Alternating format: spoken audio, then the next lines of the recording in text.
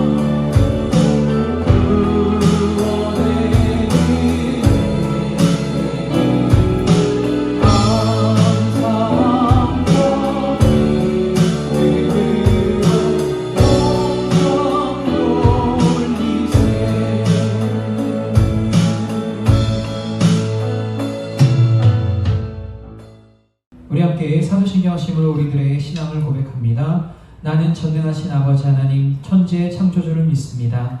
나는 그의 유일하신 아들 우리 주 예수 그리스도를 믿습니다. 그는 성령으로 잉태되어 동정녀 마리아에게서 나시고 본디오 빌라도에게 고난을 받아 십자가에 못 박혀 죽으시고 장사된 지 사흘 만에 죽은 자 가운데서 다시 살아나셨으며 하늘에 오르시어 전능하신 아버지 하나님 우편에 앉아 계시다가 거기로부터 살아있는 자와 죽은 자를 심판하러 오십니다. 나는 성령을 믿으며 거룩한 공교회와 성도의 교제와 죄를 용서받는 것과 몸의 부활과 영생을 믿습니다. 아멘. 할렐루야, 할렐루야. 이 시간 우리를 맞이하시고 계시는 주님 앞에 상한 마음 가지고 나아가길 원합니다. 아침 한개 눈앞거리 다 함께 찬양하겠습니다.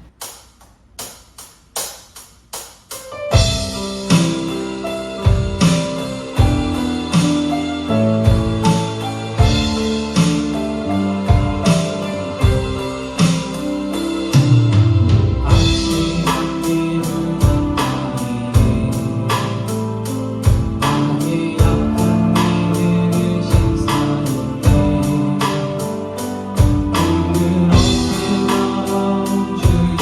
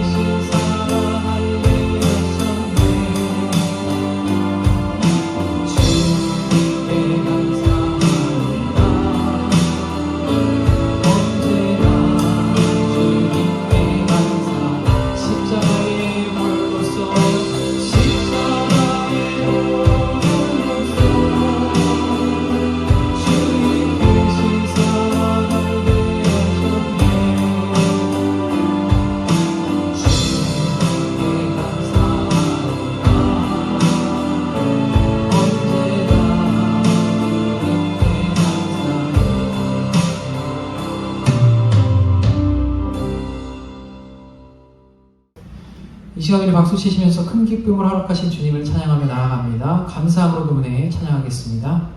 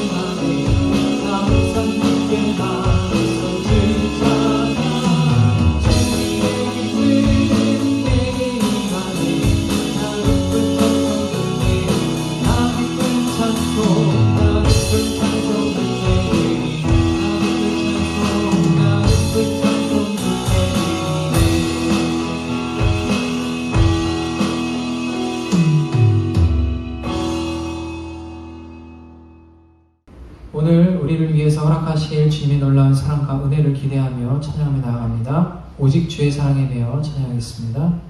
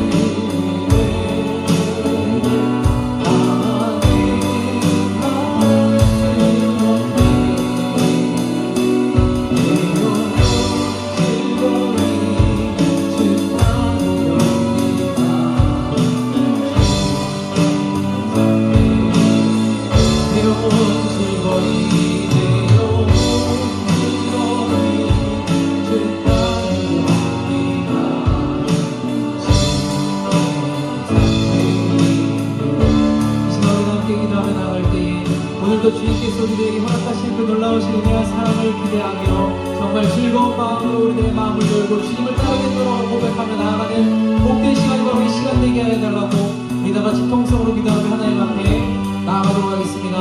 함께 기도하도록 하겠습니다.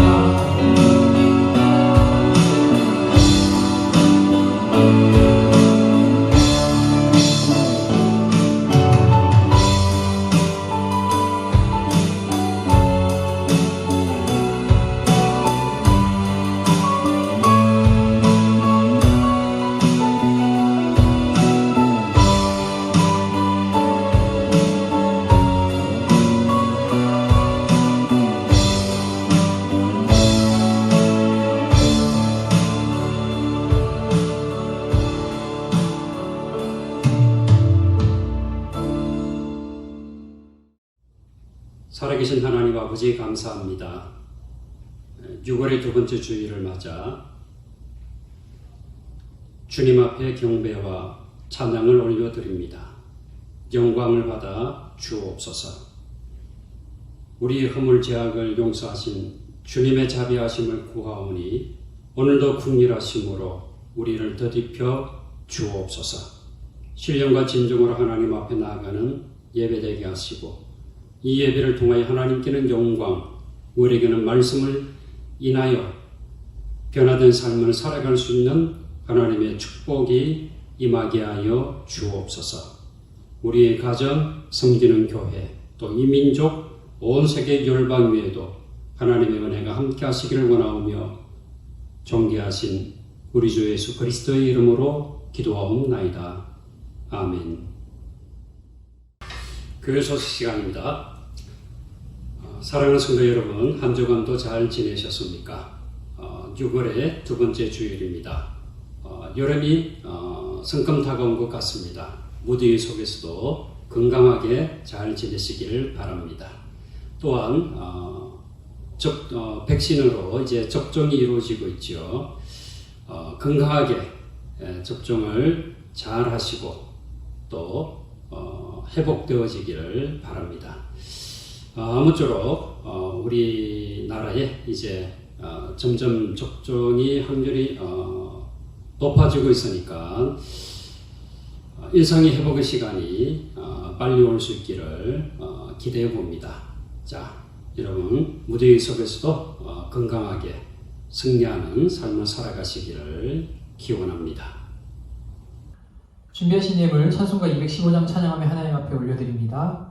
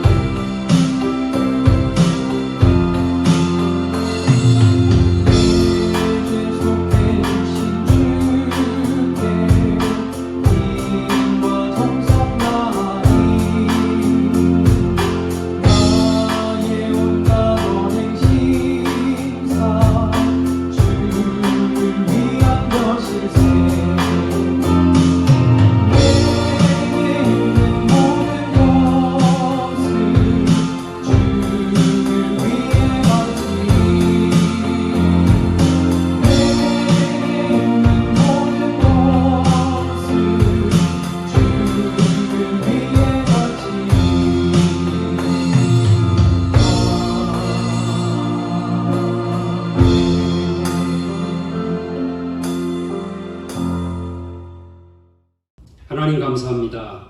오늘도 하나님 앞에 예배를 드리며 귀한 예물을 우리의 마음과 또 사랑과 정성을 모아 하나님 앞에 올려드립니다. 기뻐 받아 주옵소서. 감사하는 심령 위에 더 큰 감사 은혜와 축복이 임하게 하시고 11조를 드리는 귀한 사업직장 삶의 터전을 복되게 하시며 주일헌금, 약속의 땅의 헌금 또 여러가지 모형으로 드리는 이 모든 예물을 기뻐 받아 주옵소서. 이 예물이 쓰여지는 곳곳마다 하나님께 영광 되어지게 하시고 아름다운 열매가 풍성케 하시며 마음에 소원하는 바 하나님 앞에 내어놓고 기도하는 제목마다 하나님의 응답하심이 임하게 하여 주옵소서. 사랑하는 자녀들 지혜와 총명으로 축복해 주옵소서. 청년들의 앞길을 지도하시며 만남의 축복을 더하시고 육신의 연약함을 인하여 하나님 앞에 기도하는 자마다 하나님의 치유하신 돌보심 인도하심이 함께하여 주옵소서. 이 민족을 국리를 여겨주심으로 복음화되어지는 민족, 안전한 나라, 또 경제적인 부흥을 이루어갈 수 있는 민족 되게 하여 주옵소서. 모든 것을 주님께서 검량하여 주심을 믿사옵고 귀하신 예수님의 이름으로 기도하옵나이다. 아멘. 하나님의 말씀 공독합니다. 창세기 12장 10절에서 20절까지 말씀입니다. 구약성경 15페이지입니다.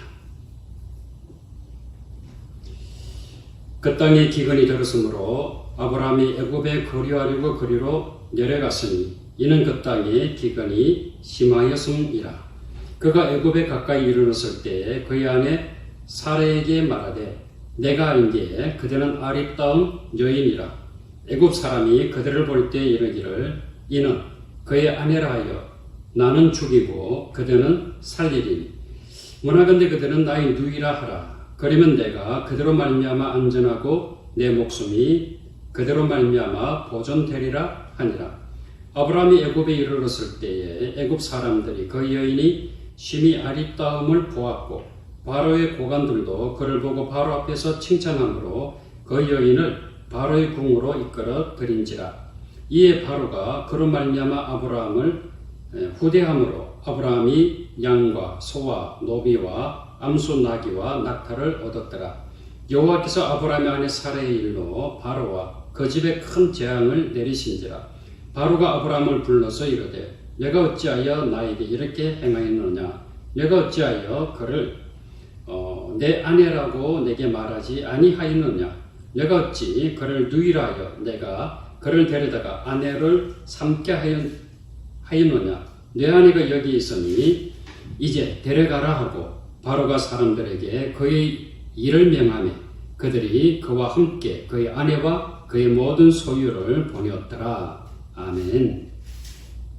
오늘도 거룩하고 복된 주일 하나님 앞에 주님의 이름으로 예배를 드리고 있는 사랑하는 영적인 모든 가족들 위해 우리 주님의 은혜와 평강이 함께하기를 축원합니다.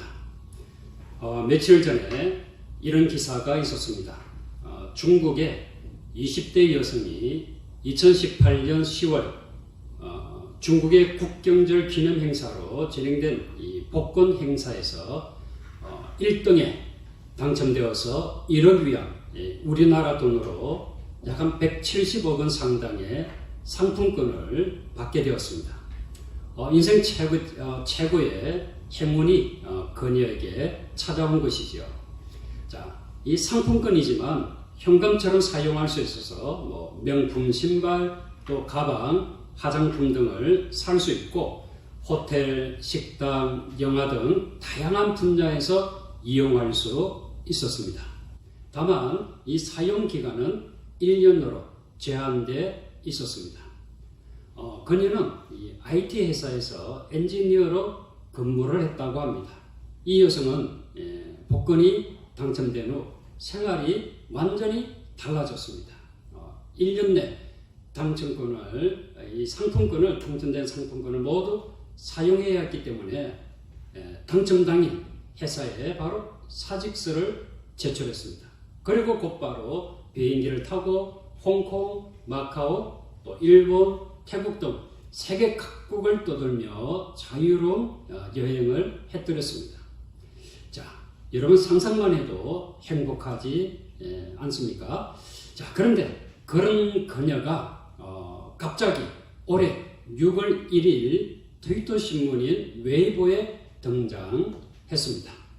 이 여성은 1년간의 근황을 전하며 자신이 현재 빚쟁이로 우울증을 앓고 있다고 토로한 것입니다. 이 상품권 당첨이기 때문에 현금처럼 마음대로 쓸 수가 없어서 현금 지출이 불가피했다고 하는 것이 그녀의 설명이었습니다.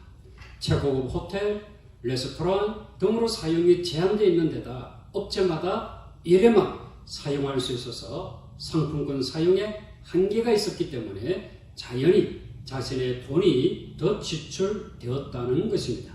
결국 이 여성은 여행 기간 내내 현금을 쓰게 되면서 저축했던 돈까지 사용하게 되었고 현재는 카드 대출로 생활을 하고 있다는 것입니다. 그러면서 그녀는 이렇게 후회하며 결론을 맺었습니다. 복권 당첨 이전 생활로 돌아가고 싶습니다. 저는 이 기사를 읽고 170억 원의 이 상품권을 1년 이내에 사용해야 하는 것이 아니라 그냥 돈으로 주었으면 얼마나 좋았을까라고 생각을 했습니다. 그런데 여러분 170억 원을 현금으로 주었으면 지금 그녀가 과연 행복한 삶을 살고 있을까요? 아마도 여러분은 이렇게 대답할 것입니다. 그거야 모르죠.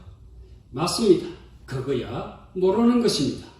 그러나 분명한 것은 돈이 우리의 인생을 100% 행복하게 만들 수 없다는 것입니다. 돈을 대하는 우리의 마음가짐과 태도가 올바르지 않고서는 이 돈의 노예가 될 수밖에 없는 것이 인간입니다. 그래서 아굴의 잠언을 통해서 우리는 배워야 합니다. 아굴은 하나님께 기도했습니다. 잠언 30장 7절, 8절, 9절 말씀을 보면 이런 기도의 내용이 나옵니다. 내가 두 가지 일을 주께 구하였사오니 내가 죽기 전에 내게 거절하지 마시옵소서. 곧 헛된 것과 거짓말을 내게서 멀리 하옵시며 나를 가난하게도 마옵시고 부하게도 마옵시고 오직 필요한 양식으로 나를 먹이시옵소서. 혹 내가 배불러서 하나님을 모른다. 여호와가 누구냐 할까 하오며 혹 내가 가난하여 도둑질하고 내 하나님의 이름을 욕되게 할까 두려워함이니이다.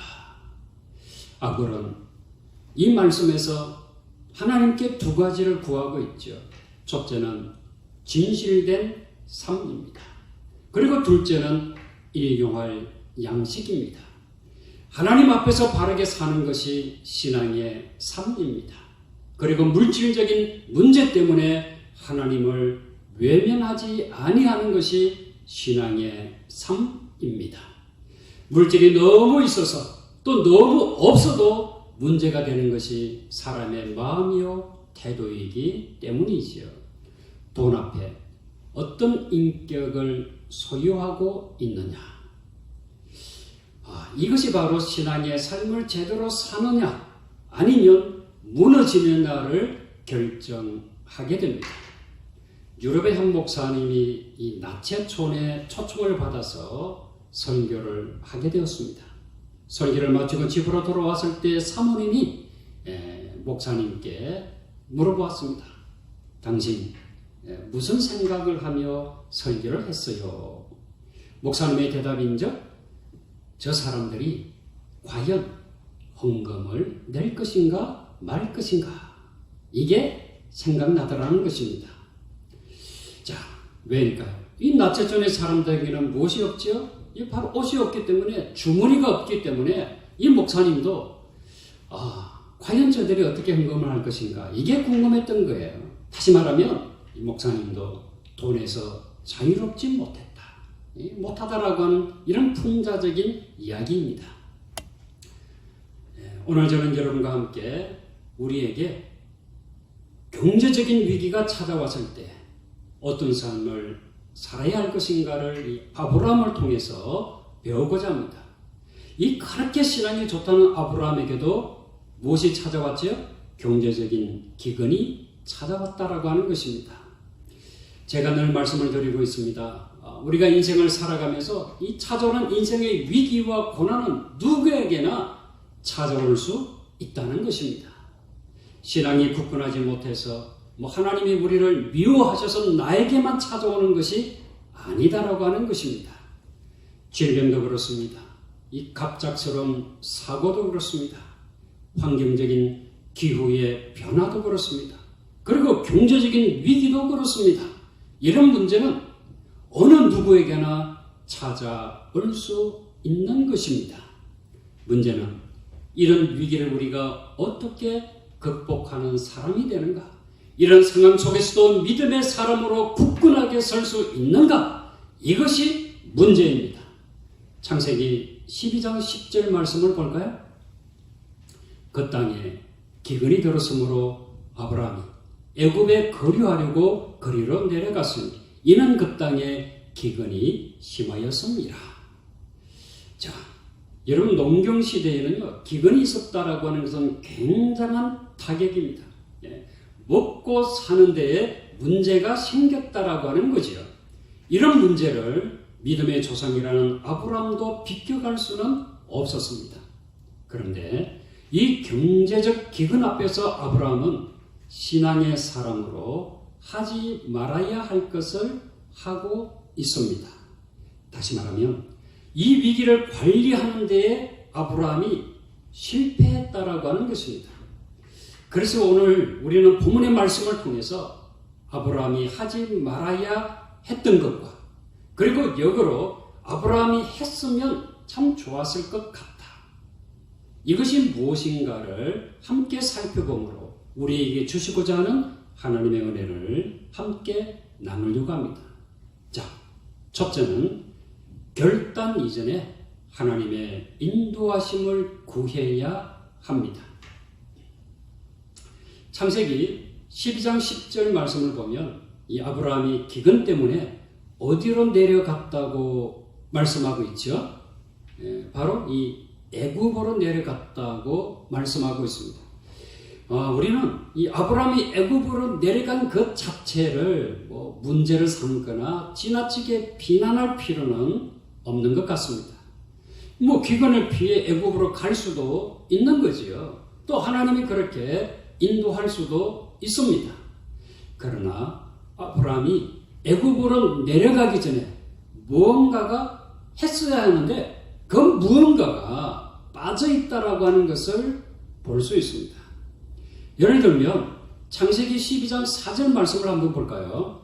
이 말씀을 보게 되면 아브라함이 가나안으로 가기 전에 어떤 말씀이 있냐면 같이 보겠습니다. 이에 아브라함이 여호와의 말씀을 따라갔고 롯도 그와 함께 갔으며 아브라함이 하란을 떠날 때에 75세였더라. 자, 아브라함이 하란을 떠나 가나안으로 갈 때 무엇을 따라갔다고 했습니까? 여호와의 말씀을 따라갔다라고 지적하고 있습니다. 이것이 중요합니다. 하나님의 인도하심을 쫓아 하나님의 말씀을 붙들고 아브라함은 가나안 땅까지 올 수가 있었습니다. 그래서 우리에게는 이런 아쉬움이 있는 거지요.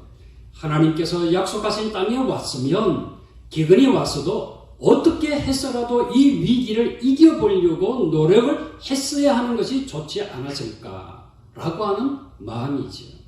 자, 또 이렇게 생각해 볼 수 있습니다. 아브라함이 속으로 하나님께서 나를 이곳으로 보내셨는데 왜 이런 기근이 생기고 나를 힘들게 할까? 라고 생각을 했을지도 모르잖아요. 그래서 이런 기근이 생긴 것은 저 아래 애굽 땅으로 잠시 피신하라고 하시는가 보다 라고 생각해서 이민을 결정할 수도 있었을 거예요. 그럼에도 불구하고 여기에서 우리가 알아야 할 것이 있습니다. 처음 아브라함이 가나안으로 출발할 때와 같이 말씀을 따라 갔어야 했습니다. 애굽으로 내려가기 전에 하나님의 인도하심을 구해야 했습니다. 그런데 아브라함은 너무나도 쉽게 결정을 내렸습니다. 왜? 이런 말이 있지 않습니까? 소낙비는 무엇부터 하고 보자? 피하고 보자 라고 하는 말이 있습니다. 사실 이 사람은 어려움이 생기면 피하고 보자고 하는 심리가 작동하기 마련입니다. 아브라함도 사람인지라 외에는 아니었습니다. 그러나 믿음의 사람이라고 한다면 달라야 했습니다. 하나님의 사람은 소낙비가 올 때에 어디로 피해야 할 것인가 하나님께 먼저 물어야 했던 것입니다. 인간적인 판단으로 좀 더 일찍 피한다고 해서 거기가 과연 안전한 곳이 되리란 보장이 있을까요? 없습니다. 자, 피하는데 우리는 안전한 곳으로 피해야 되잖아요. 그 안전한 곳이 어디냐라고 하는 것입니다. 하나님께서 인도하시는 것이, 하나님의 우선 아래가 바로 안전한 곳이 됩니다. 사랑하는 성도 여러분, 기근이 왔을 때, 시련이 왔을 때, 이때가 먼저 하나님께 기도할 때임을 믿으시기를 바랍니다. 어떤 상황 속에서도 먼저 하나님의 인도하심을 구할 수 있는 저와 여러분 되어지기를 주님의 이름으로 축원합니다. 자, 둘째는 사람보다 하나님을 두려워해야 합니다.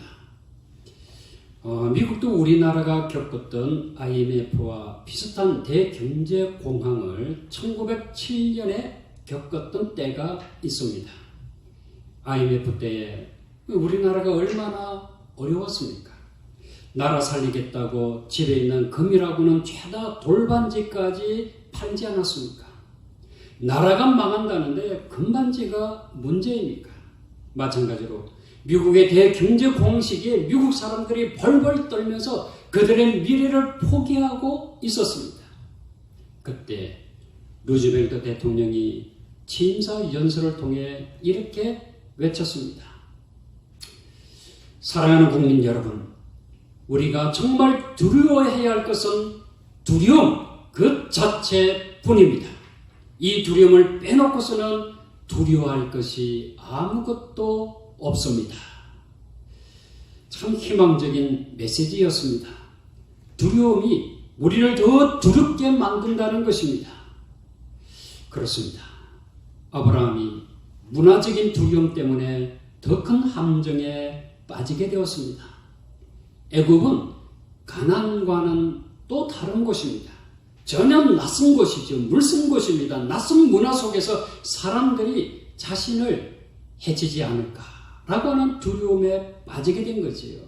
그래서 아브라함은 자기 살겠다고 아내에게 이렇게 말하고 있습니다.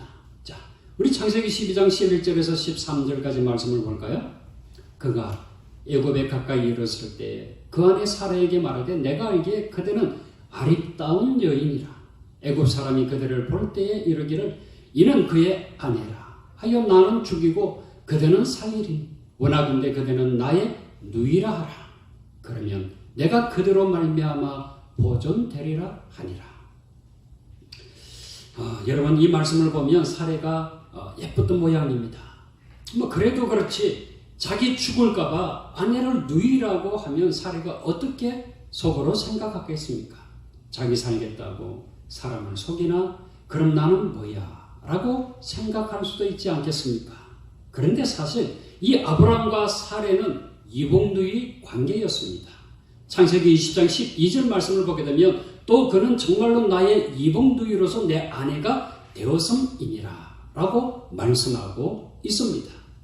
이 아브라함의 이 계모의 딸이 아브라함의 아내 사례였습니다. 그 당시에는 이런 모양새가 허용되는 시절이었던 것 같습니다. 그러나 현재는 어떻게 되었던 아내입니다. 거짓말은 아니지만 거짓말처럼 사람들을 속이는 이유는 무엇일까요? 이 바로 두려움이지요. 자, 그런데 누가 이런 아브라함에게 돌을 던질 수 있을까요?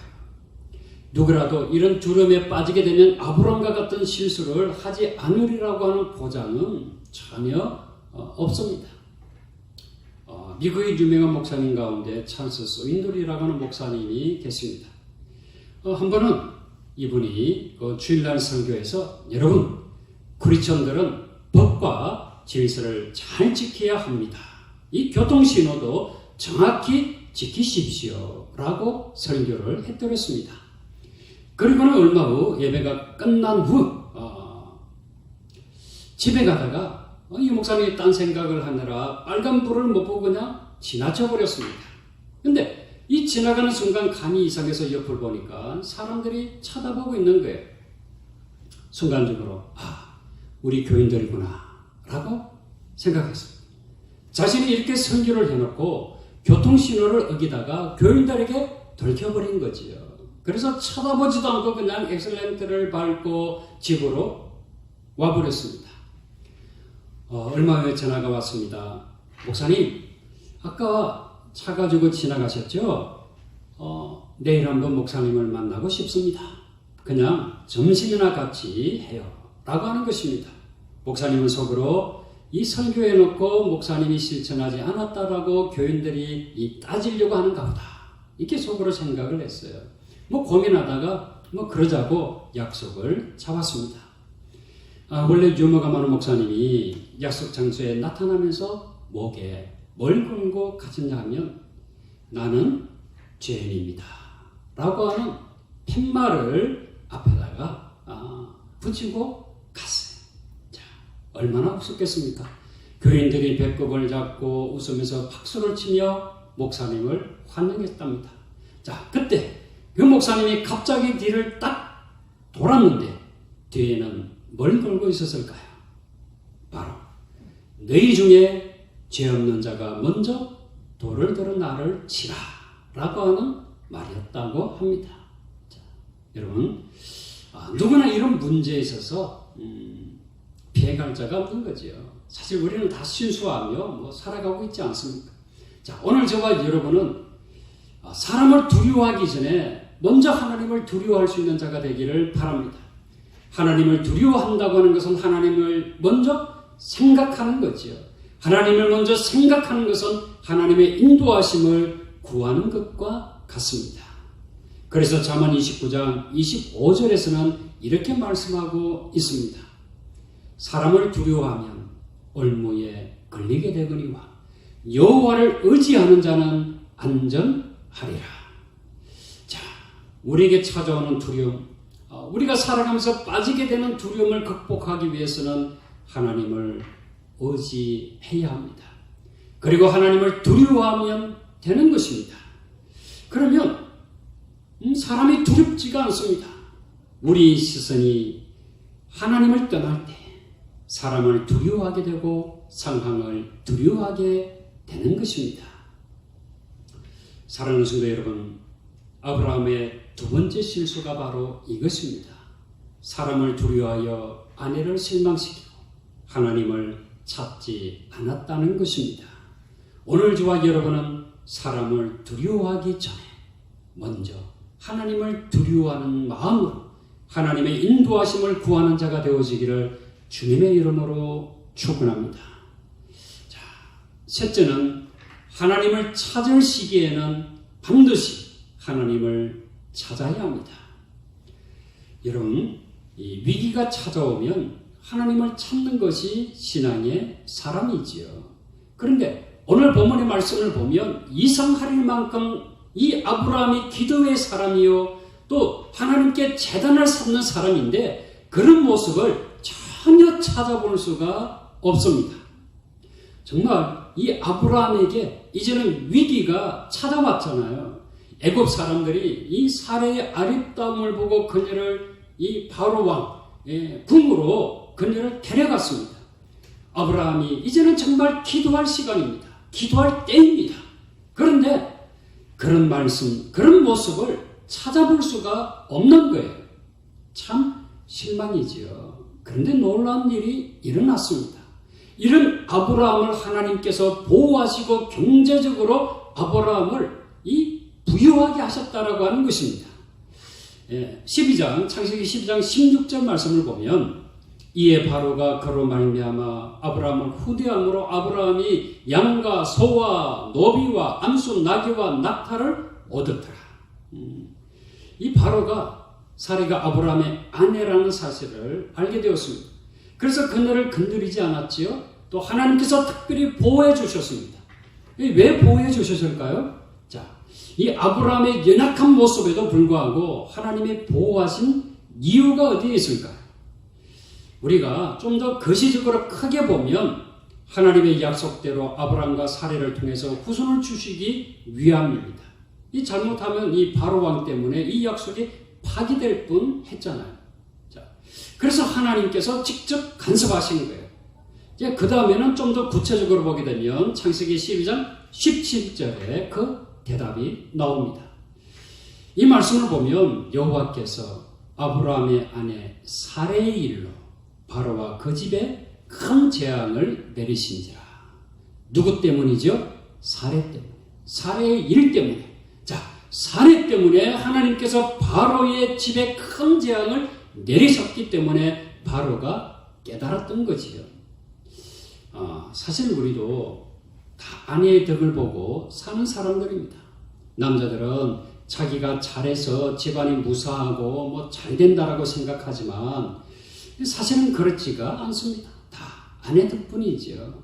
아브라함의 온전하지 못한 선택과 실수가 연속됩니다. 그럼에도 불구하고 하나님은 하나님의 은혜와 사례의 연고로 아브라함을 보호하셨습니다. 두려움과 실수 속에서도 하나님은 그들의 경제적인 어려움을 책임져 주셨습니다. 자, 우리 12장 20절 말씀을 볼까요?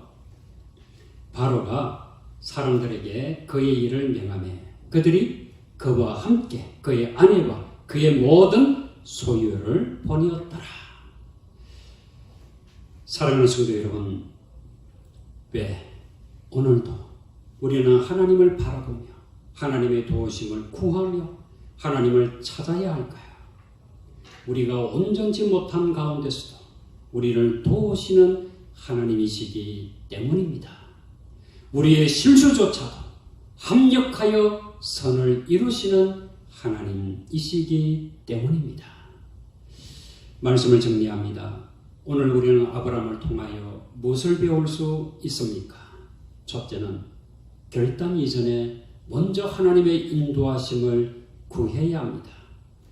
둘째는 사람보다 하나님을 두려워해야 합니다. 셋째는 하나님을 찾을 시기에는 반드시 하나님을 찾아야 합니다. 때론 우리가 실수하고 실패하여도 하나님은 여전히 우리와 함께 하시는 하나님이심을 믿으시기를 바랍니다. 애굽으로 내려갈 때에는 기근으로 빈손이었으나 나올 때는 부자로 나오게 되었습니다. 이걸 보게 되면 참 인생은 알 수가 없는 것입니다. 신비로운 거지요.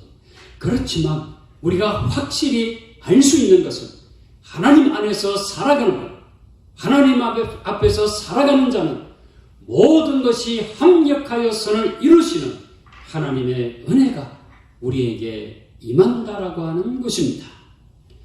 이와 같은 은혜가 오늘도 저와 여러분에게 늘 함께하기를 주님의 이름으로 축원합니다.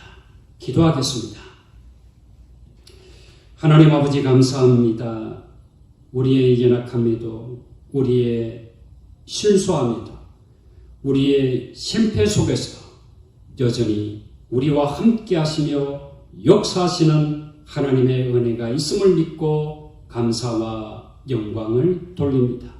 오늘 우리들은 아브라함의 이와 같은 연약한 모습, 실수하는 모습 속에서도 교훈을 받아 우리 또한 위기가 찾아올 때, 기근이 찾아올 때는 먼저 하나님께 기도하는 자가 되게 하시고 하나님의 은혜를 구하는 자가 되게 하시고 사람보다 먼저 하나님을 두려워하는 자가, 하나님의 은혜를 구하는 자가 되게 하여 주옵소서. 아버지 하나님, 어떤 상황 가운데서도 우리가 하나님 은혜 속에서 사는 자가 되어질 수 있도록 축복해 주옵소서. 예수님의 이름으로 기도하옵나이다. 아멘. 소인 찬송으로 찬송가 442장 찬양합니다.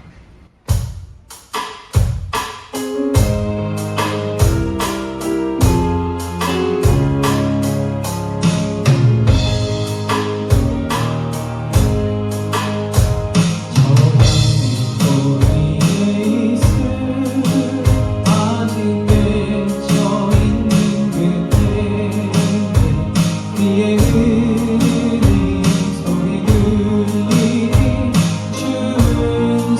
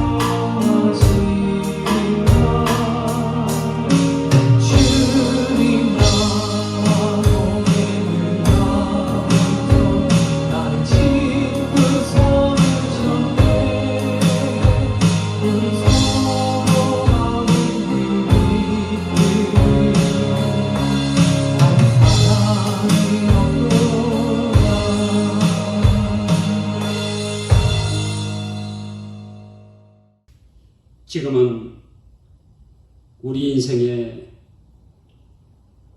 생명의 주인 되신 예수 그리스도의 은혜와 복의 권능이 되시는 하나님의 무한하신 사랑하심과 삶의 터전 가운데서 우리를 믿음으로 이끌어 가시는 성령님의 감동감화 교통 인도하심, 당신의 사랑하는 모든 권속들 머리 위에와 살아가는 삶의 터전, 가정, 몸된 교회, 이민족과 온 세계 열방 위에 지금부터 영원토록 함께 하시기를 간절히 축원하옵나이다.